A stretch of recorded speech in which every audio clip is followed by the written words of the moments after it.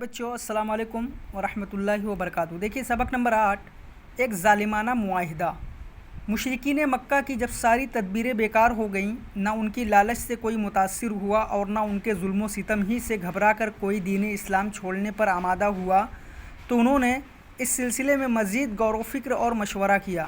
چنانچہ ایک اور ظالمانہ حل ان کی سمجھ میں آ گیا اور اسی پر سب نے پختہ عہد و پیمان کیا۔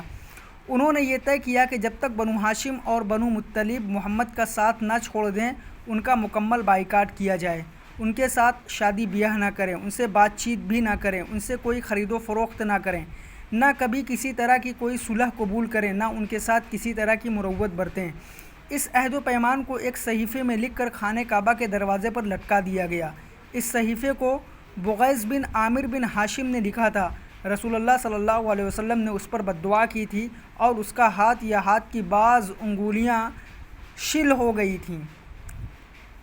اس عہد و پیمان کے بعد ابو لہب کو چھوڑ کر تمام بنو ہاشم و بنو عبد المطلب، خواہ انہوں نے اسلام قبول کر لیا تھا یا قبول نہیں کیا تھا، ان کی دنیا دوسری ہو گئی۔ نہ ان سے کوئی بات چیت کرتا تھا اور نہ ہی کوئی ان سے لین دین کرتا تھا۔ تاجروں کو بھی منع کر دیا گیا تھا اور وہ ان کے ہاتھوں کوئی سامان نہیں بیچتے تھے۔ اس صورتحال کے پیش نظر ابو طالب سب کو لے کر ایک گھاٹی میں چلے گئے جس کا نام شعب ابی طالب ہے۔ شعب ابی طالب میں رہنے کا زمانہ بہت ہی سخت تھا۔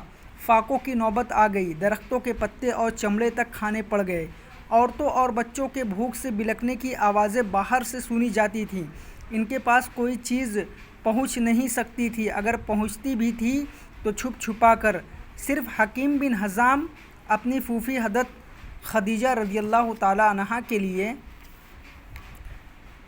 کے لیے کبھی کبھی گیہوں بھجوا دیتا تھا۔ کفار مکہ کی ان پر سختی کا یہ عالم تھا کہ اگر باہر سے آئے ہوئے قافلوں سے کچھ خریدنا چاہتے تھے یہ لوگ خاص طور پر ابو جہل ان سے کہتا کہ اس کی قیمت اتنی زیادہ بتاؤ کہ یہ خرید نہ سکیں، اور پھر بعد میں ہم اس کو خرید لیں گے۔ یہ ظالمانہ سلسلہ 3 برس تک جاری رہا۔ آخر اللہ نے کچھ اشراف قریش کے دل میں یہ بات ڈال دی کہ صحیفے کو چاک کر کے بائیکاٹ ختم کر دیا جائے۔ ان لوگوں نے ایک متفقہ پروگرام بنایا اور اس میں سے ایک شخص زہیر بن امیہ صبح کو قریش کی محفل میں جو مسجد حرام میں جمع تھی آیا۔ اس نے پہلے بیت اللہ کا طواف کیا، پھر لوگوں سے مخاطب ہو کر بولا، مکے والوں، کیا ہم کھانا کھائیں، کپڑے پہنیں اور بنو ہاشم برباد ہوں، نہ وہ بیچ سکے نہ خرید سکے؟ واللہ میں بیٹھ نہیں سکتا یہاں تک کہ اس ظالمانہ معاہدے کو چاک کر دیا جائے۔